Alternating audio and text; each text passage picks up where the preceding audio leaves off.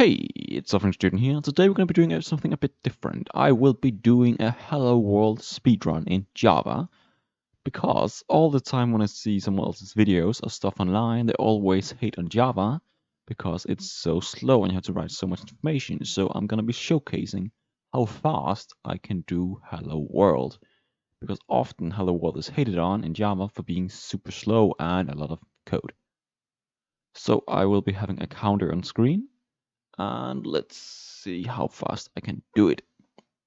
So I'm going to be starting from completely blank document, new file, nothing is here. I'll be creating a main class and creating hello world as fast as I can. Let's go.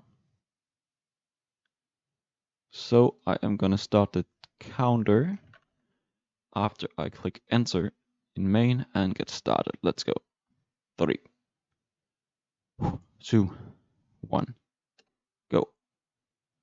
So I'm going to be using shortcuts. I'm clicking properties of main. I'm creating a system out print.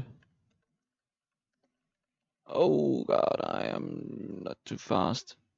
And there we go. Hello world in Java. Speedrun.